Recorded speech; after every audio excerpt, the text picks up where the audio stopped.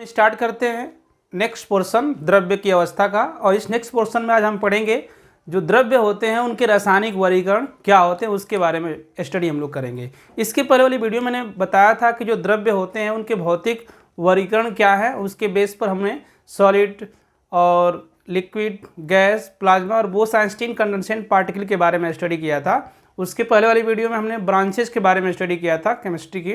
लेकिन अब इस टॉपिक में हम लोग स्टडी करेंगे कि जो द्रव्य होते हैं उनके रासायनिक वर्गीकरण क्या है, यानी केमिकल क्लासिफिकेशन क्या है। केमिकल क्लासिफिकेशन के बेस पर इसको हम कैसे क्लासिफाइड करते हैं। लेकिन उससे पहले मैं बताना चाहता हूँ कि मेरे चैनल पर यदि आप पहली बार हैं तो मेरे चैनल को शेयर और सब्सक्राइब करना न भूलें। तो आइए हम स्टार्ट करते हैं द्रव्य के रासायनिक वर्गीकरण, है ना।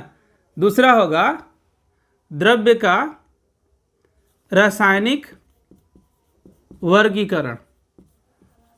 रासायनिक वर्गीकरण जिसे हम बोलते हैं केमिकल क्लासिफिकेशन। केमिकल क्लासिफिकेशन यानी हम रासायनिक वर्गीकरण पढ़ते हैं।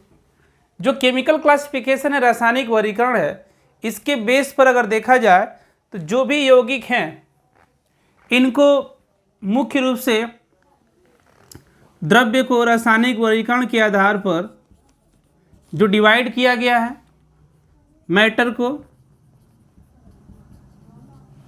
उसमें है एक जो होता है शुद्ध पदार्थ होता है, शुद्ध पदार्थ, और दूसरा होता है अशुद्ध पदार्थ। अशुद्ध पदार्थ है या इसको हम कह सकते हैं मिश्रण। अशुद्ध पदार्थ या हम क्या कहेंगे, मिश्रण कहेंगे इसको। शुद्ध पदार्थ को हम प्योर सब्सटेंस कहते हैं, प्योर सब्सटेंस। इसको कहेंगे हम इम्प्योर सब्सटेंस, इम्प्योर सब्सटेंस और मिक्सचर, है ना। इम्प्योर सब्सटेंस या इसको हम क्या बोलेंगे, मिक्सचर बोलेंगे। तो इस तरीके से द्रव्य को रासायनिक वर्गीकरण के आधार पर दो भागों में डिवाइड किया गया। एक शुद्ध पदार्थ है, दूसरा क्या है, अशुद्ध पदार्थ या मिश्रण होता है। अब शुद्ध पदार्थ की बात करें तो शुद्ध पदार्थ क्या होते हैं, प्योर सब्सटेंस क्या होते हैं। तो शुद्ध पदार्थ वे पदार्थ होते हैं जो केवल एक ही टाइप के कणों से मिलकर बने होते हैं, एक निश्चित अनुपात में बने होते हैं और एक जैसे कण होते हैं। तो जब एक जैसे कणों से मिलकर कोई पदार्थ बनता है तो वो क्या कहलाता है, शुद्ध पदार्थ कहलाता है। लेकिन जो शुद्ध पदार्थ है इसको भी दो कैटेगरी में डिवाइड किया गया। एक जो होता है तत्व है जिसे हम बोलते हैं एलिमेंट, और दूसरा है यौगिक, है ना। दूसरा क्या है, यौगिक है। यौगिक को हम बोलते हैं कंपाउंड, ये है। उसके बाद अगर हम अशुद्ध पदार्थ की बात करें तो अशुद्ध पदार्थ को दो कैटेगरी में डिवाइड किया गया है। एक इसका है, इसमें समांगी मिश्रण है। क्या है, समांगी मिश्रण एक है, और एक इसमें है विषमांगी मिश्रण। विषमांगी मिश्रण होता है इसमें, है ना। एक समांगी मिश्रण, दूसरा क्या हो गया, विषमांगी मिश्रण है। जिसको होमोजीनस मिक्सचर कहेंगे उसको हेट्रोजीनस मिक्सचर कहेंगे। तो जो बात करते हैं तत्व की, अब यहाँ पर क्योंकि हमने बताया था कि जो शुद्ध पदार्थ होते हैं वे पदार्थ होते हैं जो एक जैसे कणों से मिलकर क्या होते हैं, बने होते हैं। लेकिन बात करते हैं हम तत्व की, तो तत्व क्या होंगे। तत्व में वे पदार्थ जो केवल एक ही टाइप के पार्टिकल से बने हों, एक ही टाइप के पार्टिकल से निर्मित हों, वो तत्व कहलाते हैं। अब the substance which is made up of only one type of particle known as element, इसको हम क्या बोलेंगे, एलिमेंट्स कहेंगे। लेकिन जो एलिमेंट्स है अगर इसके बारे में हम स्टडी करें डीपली, थोड़ा सा यौगिक के बारे में थोड़ा सा हम स्टडी करें, उसके बाद समांगी मिश्रण के बारे में स्टडी करें, तो हमको बहुत सारी चीज़ें मिलकर आएंगी, इसमें मिलेंगी ही। विषमांगी मिश्रण के बारे में स्टडी करेंगे तो हमको बहुत सारी चीज़ें आएंगी। लेकिन फिलहाल अगर हम देखते हैं तो जो द्रव्य हैं उनको इतनी कैटेगरी में क्या किया गया है, डिवाइड किया गया है। अब इसको हम थोड़ा सा डीपली देखते हैं यहाँ पर। तो हम तत्व के बारे में स्टडी करते हैं, तत्व क्या होता है, क्योंकि तत्व अभी हमने डिवाइड किया था कि सबसे प्योरेस्ट सब्सटेंस है जो केवल एक जैसे कणों से मिलकर बना होता है। दूसरी चीज़ ये है कि जो तत्व टर्म दिया गया था ना, नाम, वो रॉबर्ट बायल ने दिया था, है ना। किसने दिया था? रॉबर्ट बायल द्वारा दिया गया इसका टर्म, इसका नाम, एक एलिमेंट जो रखा गया वो रॉबर्ट बायल के द्वारा रखा गया है। दूसरी चीज़ ये है अब तक 118 एलिमेंट डिस्कवर किए गए हैं। नाउडेज यानी इस टाइम, इस समय कुल 118 तत्व हैं। तो जब इस टाइम कुल 118 तत्व हैं, इसका मतलब कि हम 118 टाइप के कणों की या पार्टिकल की खोज अब तक कर चुके हैं। और भी बहुत सारे मिलेंगे, क्योंकि इसके पहले आप जानते थे कि मेंडलीफ ने अपनी पीरियाडिक टेबल बनाए थे और उस पीरियाडिक टेबल में उन्होंने सिर्फ 63 एलिमेंटों के बारे में ही पूरा विवरण दिया था, विस्तार रूप से बताया था और बताया था कि कुछ और एलिमेंट मिलेंगे। लेकिन उनको इतना ये नहीं पता था कि इतने बहुत ज़्यादा एलिमेंट और डिस्कवर किए जाएंगे फ्यूचर में, है ना। और डिस्कवर कर लिए गए, 118 अब हो गए हैं, और भी डिस्कवर किए ही जाएंगे। एलिमेंटों की खोज और हो ही रही है कंटिन्यूसली। तो इस तरीके से और भी फ्यूचर में एलिमेंट मिलेंगे, लेकिन अब तक देखा जाए तो 118 एलिमेंट हैं। लेकिन एक चीज़ और इसमें बताना चाहते हैं कि जो 90 तत्व हैं वो पृथ्वी पर प्राकृतिक रूप से पाए जाते हैं, है ना। 90 तत्व,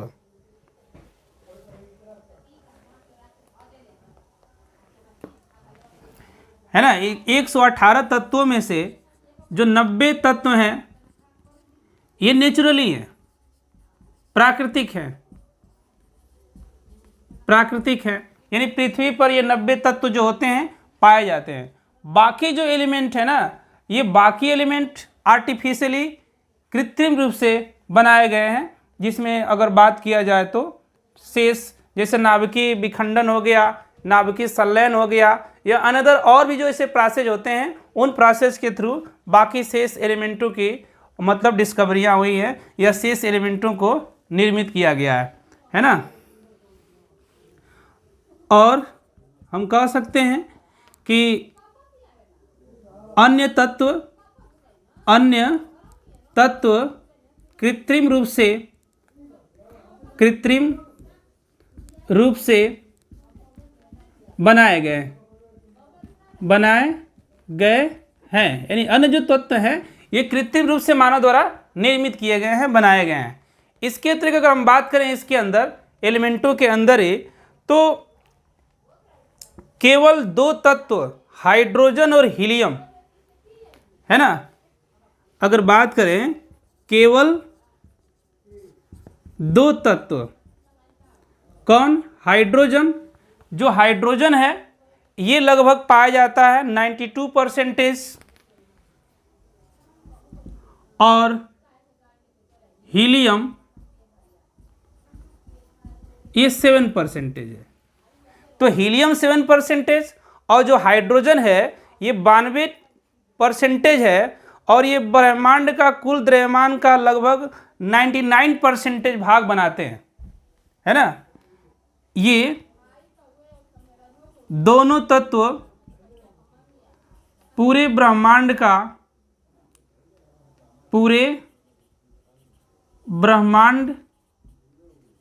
के 99% द्रव्यमान को प्रदर्शित करते हैं, द्रव्यमान को प्रदर्शित करते हैं। यानी देखा जाए तो 99% द्रव्यमान है ना, यानी 99% द्रव्यमान है वो किससे बना हुआ है? सिर्फ 2 तत्वों से, है ना। कौन है? हाइड्रोजन है और हीलियम है ना। हाइड्रोजन और हीलियम ये पूरे ब्रह्मांड का 99% भाग बनाते हैं, है ना। पूरे ब्रह्मांड का 99% द्रव्यमान इसी से, 99% जो मास है ना पूरे ब्रह्मांड का, वो इसी से बना हुआ है, इसी से निर्मित है। अगर आप देखे भी होंगे या जानते भी होंगे, बताया भी गया होगा। दूसरी चीज़ अगर बात करें हम इसमें, एक चीज़ और कि जो अदर एलिमेंट हैं सिर्फ 1% है ना, अदर एलिमेंटों का जो द्रव्यमान है पूरे ब्रह्मांड में, तो इनको छोड़कर यानी हाइड्रोजन और हीलियम को छोड़कर बाकी सभी जो एलिमेंट है ना वो ब्रह्मांड के द्रव्यमान का 1% भाग बनाते हैं, है ना। ब्रह्मांड के द्रव्यमान का 1%, और सिर्फ 2 एलिमेंट हैं हाइड्रोजन और हीलियम, ये दोनों मिलकर ब्रह्मांड के द्रव्यमान का 99% भाग जो होते हैं वो निर्मित करते हैं। इसके अतिरिक्त अगर हम बात करें इसी में, और एक एलिमेंट आता है जैसे ऑक्सीजन और सिलिकॉन। तो जो ऑक्सीजन और सिलिकॉन है, ऑक्सीजन और सिलिकॉन, ये ऑक्सीजन और सिलिकॉन दोनों मिलकर क्या करते हैं, पृथ्वी के जो अर्थ क्रस्ट है उस पृथ्वी के अर्थ क्रस्ट का 3/4 भाग बनाते हैं, है ना। पृथ्वी के अर्थ क्रस्ट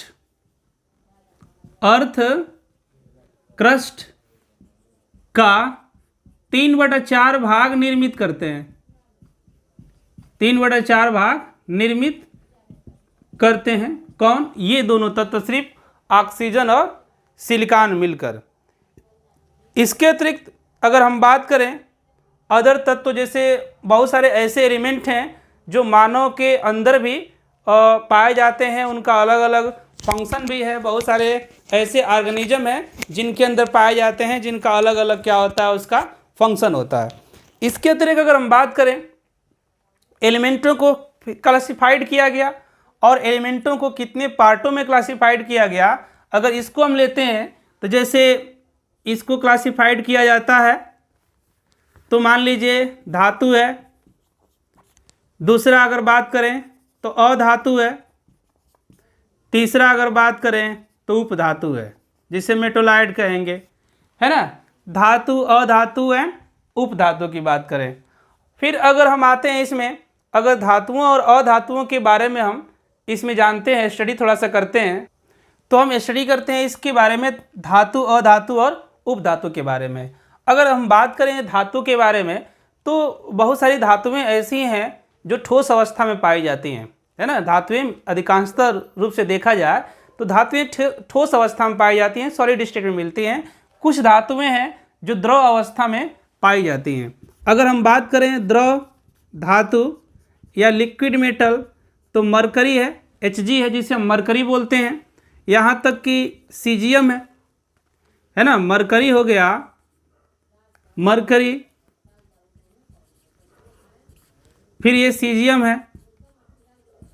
मरकरी और सीजियम ऐसे हैं जो द्रव अवस्था में पाए जाने वाली धातुएं हैं। बाकी अदर जो धातुएं होती हैं वो सभी ठोस अवस्था में पाई जाती हैं। इसके अतिरिक्त अगर हम बात करें और तत्वों के बारे में, और तो अधातु की बात अगर करते हैं, तो जो अधातुएं हैं ये तीनों अवस्था में पाई जाती हैं। ये ठोस भी होंगी, द्रव अवस्था में भी मिलेगी और गैस अवस्था में भी मिलेगी। तो अगर हम ठोस अधातु की बात करें तो कार्बन है, सल्फर है, फास्फोरस है, आयोडीन है ना, बहुत सारे हैं जो ठोस अवस्था में पाई जाती हैं। यहाँ द्रव की बात करें अगर तो ब्रोमीन है, ब्रोमीन वाटर, ये जो होगा द्रव अवस्था में मिलेगा। इसके अतिरिक्त गैस की बात करें तो हाइड्रोजन, नाइट्रोजन, क्लोरीन, ऑक्सीजन आदि गैसें, ये सभी गैसें क्या हैं, गैस अवस्था में पाई जाती हैं जो अधातुएं हैं। उसके बाद उपधातु की बात करें तो इसमें बहुत सारे आएंगे एग्जाम्पल, जैसे सिलिकॉन है, जर्मेनियम है, आर्सेनिक है, एंटीमनी है, बिस्मथ है, ईटीसी बहुत सारे हैं। इसमें 5-6 धातु में हैं और धातु में हैं, अरे उपधातु में हैं, जो सिलिकॉन है, जर्मेनियम है, आर्सेनिक है और एंटीमनी, बिस्मथ, ये सभी आते हैं। उसके बाद और हम बात करते हैं, इसमें जो धातुएं होती हैं वो तन्यता एक का गुण उसमें पाया जाता है, डक्टिलिटी उसके अंदर होती है। यानी तन्यता गुण का मतलब होने का मतलब यह है कि धातुओं को खींचकर वायर बनाए जाते हैं जिसके थ्रू जो करंट की सप्लाई की जाती है एक स्थान से दूसरे स्थान तक। दूसरी चीज़ ये है कि धातुओं में अघातवर्धनी होते हैं। अघातवर्धनी का मतलब ये होता है कि इनको पीटने पर ये फैलते हैं, टूटते नहीं हैं, तो इनको अघातवर्धनी कहा जाता है। इसके अतिरिक्त इसमें चालकता पाई जाती है, विद्युत की चालकता होती है, विद्युत एक सिरे से दूसरे सिरे तक फ्लो करती है। उष्मा की चालकता पाई जाती है, इसमें उष्मा भी इनके एक सिरे से दूसरे सिरे तक क्या होता है, फ्लो करता है। बाकी ये सॉलिडिटी अधिक होती है इनका, बॉइलिंग पॉइंट, मेल्टिंग पॉइंट काफ़ी अधिक होता है, घनत्व भी काफ़ी अधिक होता है इनका। और बात करें अधातुओं के अंदर, तो जो अधातुएं होती हैं वो धातुओं के विपरीत प्रॉपर्टीज को शो करते हैं। वहीं उपधातुएं देखा जाए तो उपधातुएं जो होती हैं अधातु और धातु दोनों की प्रॉपर्टीज को क्या करती हैं, इसमें शो करती रहती हैं। सिलिकॉन, जर्मेनियम, आर्सेनिक का बहुत सारा यूजेज है जिसमें हम बनाते हैं सेमीकंडक्टर वगैरह, उसमें इनको क्या करते हैं, यूज करते हैं। तत्व के बाद हम यौगिकों के बारे में देखते हैं। यौगिक दूसरा है, यौगिक जिसे हम कंपाउंड कहते हैं। तो यौगिक क्या होते हैं, दो या दो से अधिक तत्वों को एक निश्चित अनुपात में मिलाते हैं तो जो पदार्थ बनता है वो यौगिक कहलाता है ना। यौगिक क्या होता है, दो या दो से अधिक पदार्थों का एक समांगी मिश्रण होता है, इसको समान अनुपात में हम लेकर बनाते हैं तो ये यौगिक कहलाता है। लेकिन जो यौगिक होते हैं इनको भी दो कैटेगरी में डिवाइड कर दिया गया है। जैसे अगर बात किया जाए तो एक होता है इसके अंदर अकार्बनिक यौगिक, अकार्बनिक यौगिक। अकार्बनिक यौगिक का मतलब ये हुआ कि जिसके अंदर कार्बन अनुपस्थित होता है वो अकार्बनिक यौगिक पाया जाता है, उसे कहा जाता है। जैसे HCl है, HNO3 है, H2SO4 है, ये सभी क्या होंगे, अकार्बनिक यौगिक में आएंगे।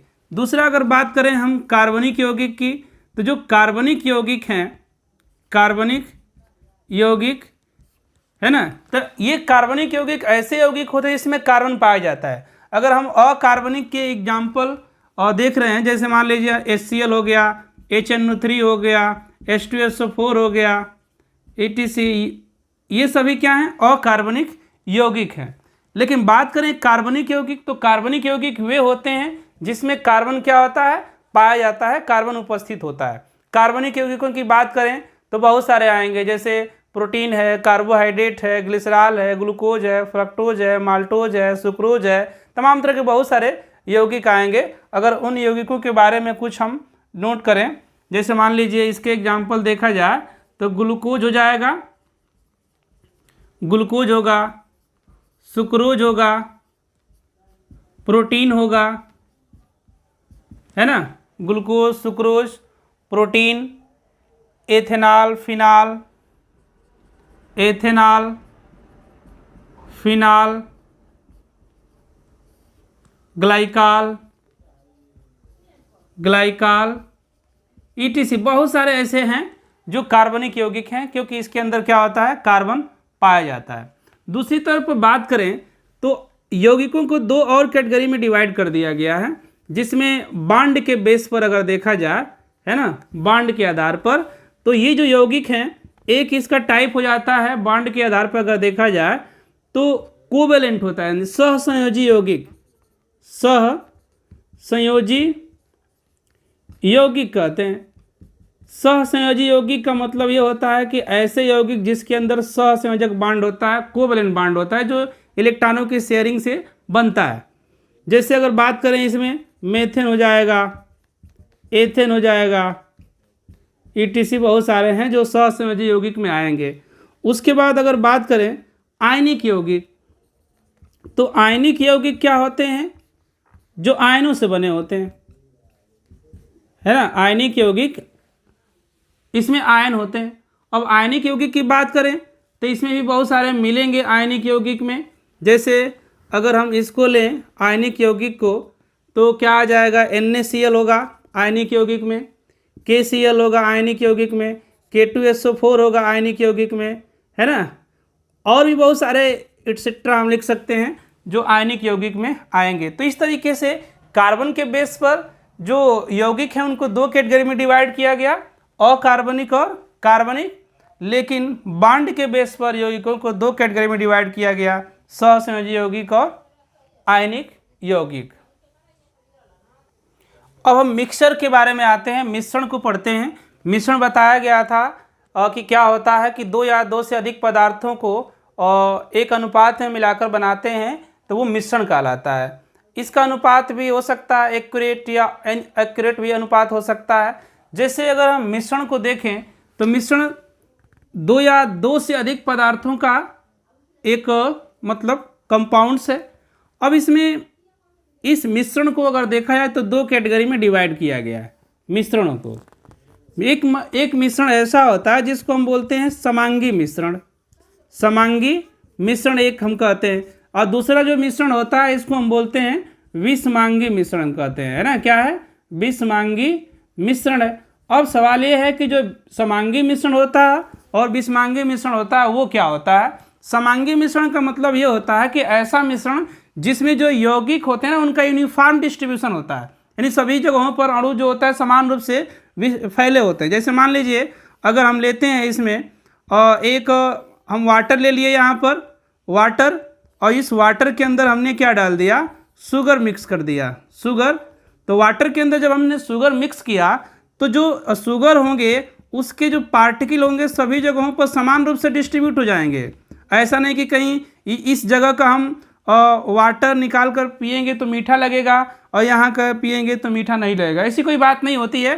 क्योंकि अगर हम वाटर के अंदर साल्ट को या शुगर को डिजॉल्व कर देंगे तो अगर मान लीजिए हम शुगर इसके अंदर डिजॉल्व कर दिए तो सभी जगहों पर क्या होता है? यूनिफॉर्म डिस्ट्रीब्यूशन हो जाएगा, यानी समान रूप से वितरित हो जाता है। तो ऐसा मिश्रण क्या कहलाता है? समांगी मिश्रण कहलाता है।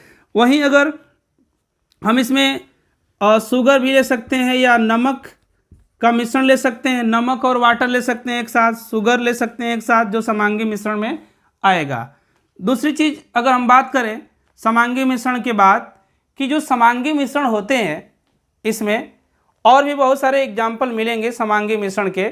जैसे चीनी का पानी में मिश्रण जो होता है एक समांगी मिश्रण होता है, नमक का पानी में जो मिश्रण होता है वो समांगी होता है।